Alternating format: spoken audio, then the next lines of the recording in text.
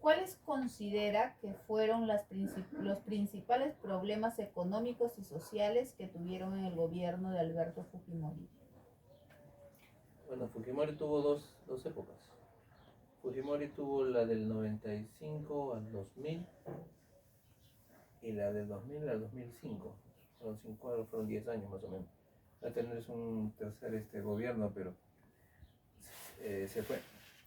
Ya, me dicen Los problemas económicos y sociales que tuvieron. los problemas económicos que tuvieron. Bueno, en la primera época que se tuvo con Fujimori fue que se resolvió la inflación de Alan García. Alan García tenía una inflación muy abismal, porque tenían alrededor de unos 100% a más. Todos los días subía. Había inflación, había recesión, todos los días. Entonces, Fujimori lo primero que hizo para poder solucionar eso fue que cambió la moneda.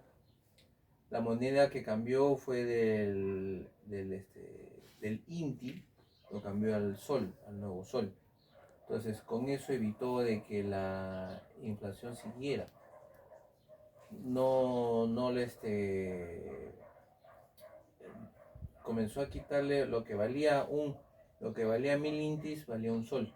Entonces, eso fue en el primer gobierno. En el segundo gobierno él comenzó a, este, a, a traer cosas, liberó las importaciones. Entonces eso a muchos comerciantes no les gustó, porque comenzaron a tener más competencia. Fue más competente, ya no era tanto el peruano que compraba el peruano, ¿no? Entonces ya abrió bastante la importación. Ya. En la segunda pregunta hay más o menos ya parte de lo que he hablado. Dice, ¿qué medidas se implementaron para combatir la inflación durante el gobierno de Fujimori? ¿Ya? ¿Y por qué cree usted que fueron o no fueron efectivas? No, si fueron efectivas. A ver, aparte de eso, políticamente, el gobierno de Fujimori había recibido habían dos cámaras. Una era la bicameralidad, que igual lo que están haciendo ahora, que eran los diputados y los senadores. Entonces lo que hizo él fue disolver el Congreso también. Al disolver el Congreso, eso fue lo que le llamaron el golpe de Estado.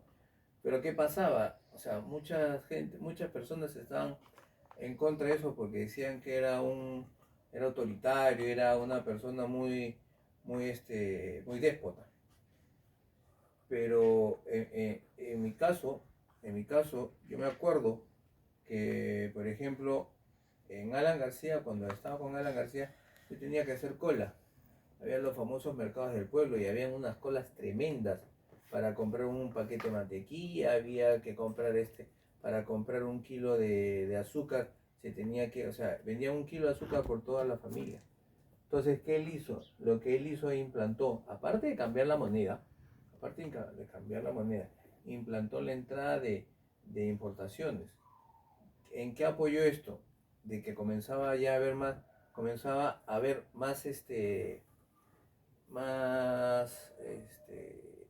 comercio.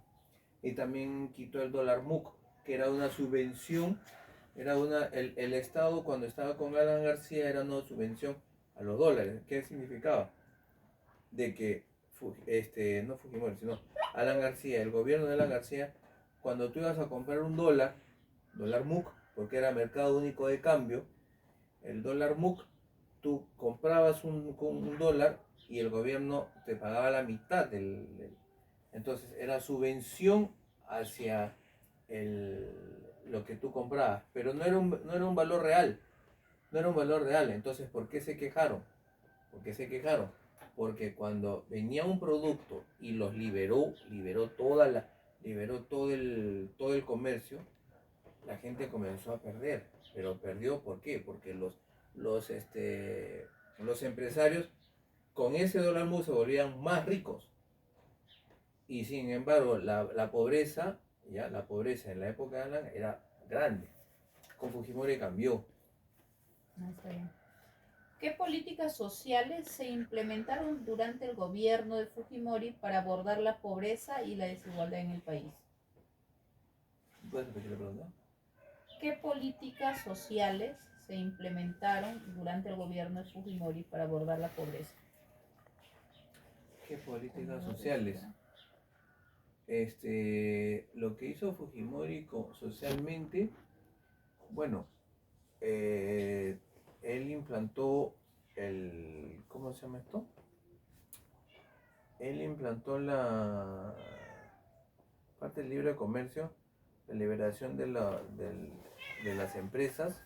En lo social aplicó las obras, comenzó a hacer un montón de obras, carreteras, comenzó con el dinero que comenzó a ganar, con el dinero que comenzó a funcionar a través de los negocios, de cambiar una serie de políticas que venían de un gobierno de Alan García que fue nefasto para el Perú. Lo que hizo fue aplicar obras, comenzó a utilizarlo en obras. ¿Qué pasaba? De que creó colegios, creó un montón de colegios, creó colegios, creó pistas, carreteras, comenzó a unir pueblos que antiguamente tenías que ir en carreta o tenías que ir en un camión que simplemente no llegabas, era bien difícil llegar. Entonces, aplicó mucho lo que son obras en el primer gobierno. En los colegios también daba, empezó programas de ayuda social. Él comenzó con las ayudas sociales al gobierno. Él empezó con, él mantuvo, no me acuerdo bien, no sé si fue con la época de Barrantes Lingán, cuando era alcalde, que no me acuerdo exactamente, pero él implantó lo del vaso de leche, no me acuerdo si el era. programa PRONA, creo. Creo que también, sí, creo que también. Ya.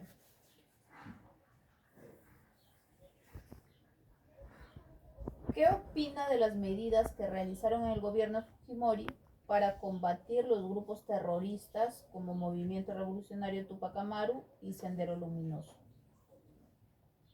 Lo que él hizo fue excelente.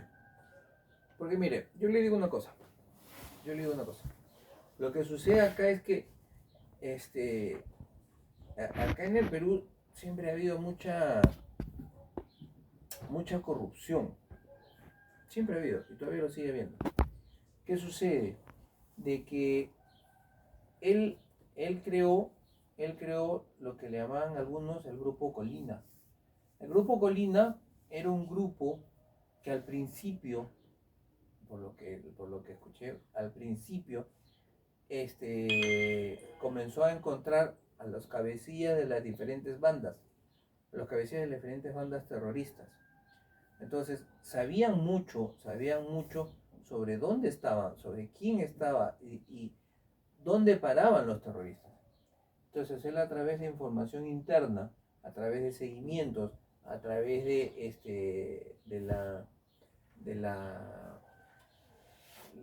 lo que después fue la cámara del CIN, que era no me acuerdo bien qué era, donde estaba era el comando de inteligencia, que se encargaba de encontrar a los terroristas y a los que eran cabecillas en ese tiempo. Entonces, de acuerdo a eso, porque utilizó mucho a la Marina.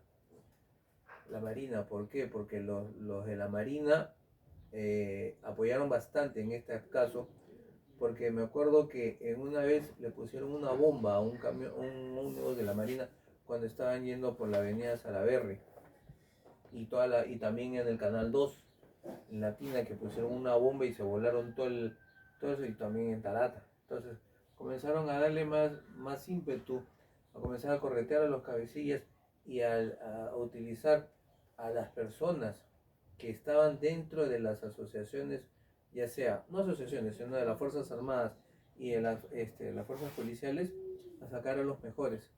Entonces, con esos mejores hicieron un grupo de inteligencia y comenzaron a buscar a los cabecillas. Ya.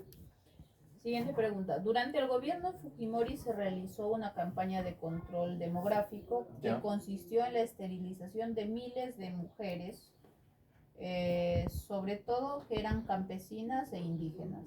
¿Qué opinas sobre esta política? Mire, ahí en este caso es un contexto de mucha controversia. Mucha controversia. ¿Por qué? Porque las mujeres o sea, las mujeres que viven en un lugar rural, las mujeres que viven en la sierra, en la selva, en las costas, en las partes alejadas de lo que era la capital, de lo que es la capital, no les llega información acerca de educación, no les llega educación. Entonces, ¿qué hizo Fujimori? Explicarle a una persona que es analfabeta o que simplemente decirle, ¿sabes qué? Para que no tengas más hijos, voy a ligarte o voy a hacer algún método anticonceptivo, de hecho que no lo iban a aceptar. ¿Por qué no le iban a aceptar? Uno, porque tenían esa idea arraigada de que si, por ejemplo, si la ligaban, ya no iban a tener relaciones sexuales con sus parejas. Si tenían algún inconveniente, ya sea con un aborto, ya para ellos era que Dios les había mandado ese tipo de cosas. Entonces, es un poco difícil, aceptar.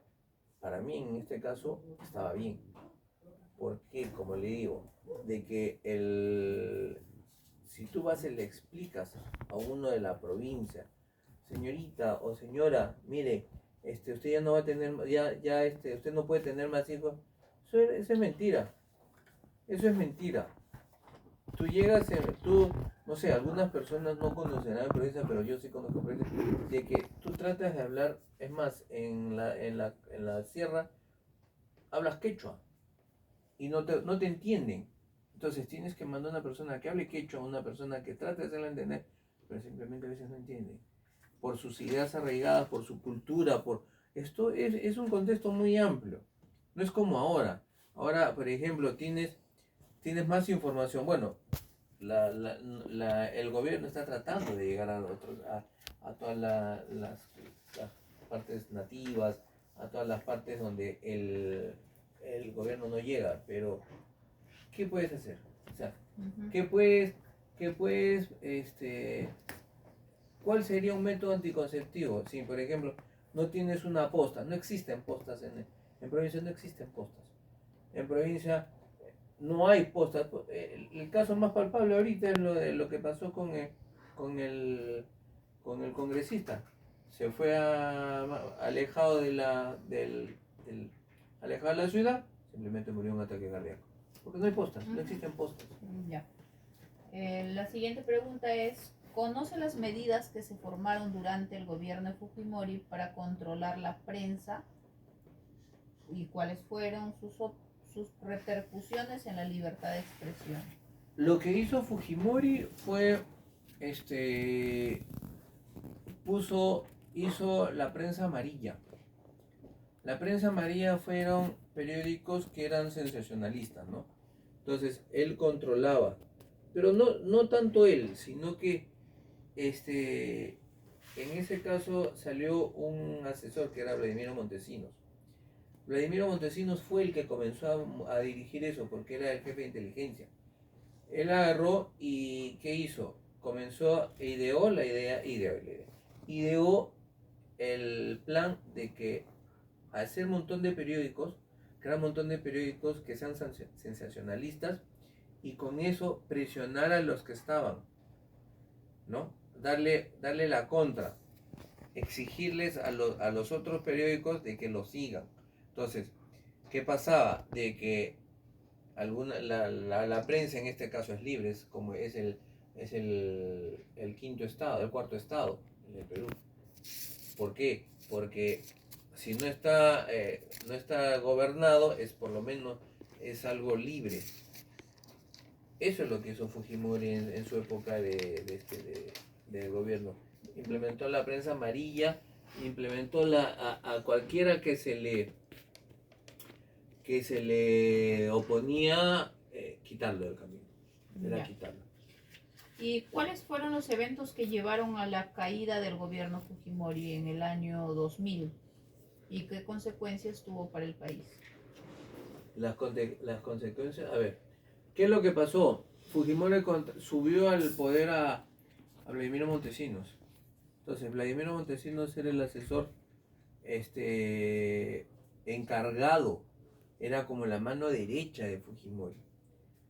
Entonces, Fujimori seguía al pie de la letra lo que le decía Vladimiro Montesinos. Vladimiro Montesinos, recordando un poco más, retrocediendo un poco más con la pregunta anterior, Vladimiro Montesinos entregaba plata a los periódicos para que estén de acuerdo en lo que yo decía. Entonces, en el caso de por qué se fue de picada, era porque Vladimiro Montesinos comenzó a gobernar, ya no tanto Fujimori. Fujimori fue como un títere que utilizaba Vladimiro Montesinos porque él, como había estudiado en el CIN, había estudiado con los del ejército, lo que hacía era, como tenía conocidos, como él tenía conocidos dentro del ejército, de las Fuerzas Armadas, él los controlaba. Entonces Fujimori al final se sintió presionado. O sea, encontrar de que no había un apoyo por parte de las Fuerzas Armadas, un apoyo, es más, también en las elecciones, lo que hizo Vladimiro Montesinos fue hacer una concesionaria de fabricar votos. Entonces, para que gane, porque él quería, porque la verdad que Fujimori, tanto como Vladimiro Montesinos, querían seguir en el gobierno, querían seguir, mantenerse. Entonces, al no poder verse en ese aspecto, al poder seguir con su idea, simplemente se fueron. Vladimiro Montesinos se fue a Bolivia, creo. Primero se fue a Ecuador y se fue a Bolivia, y Fujimori se fue a Japón.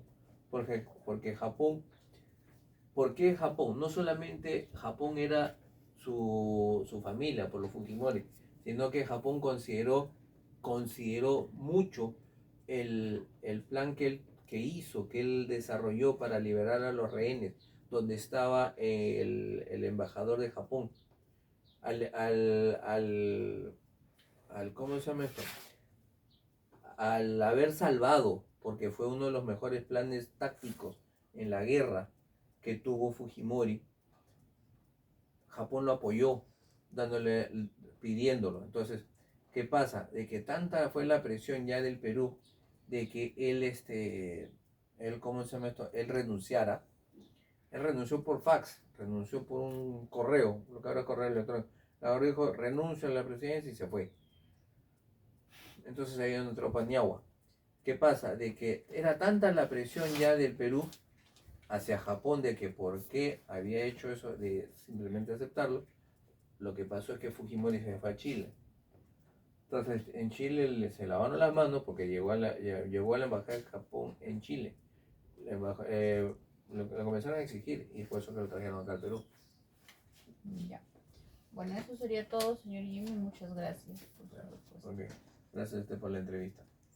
Mucho gusto.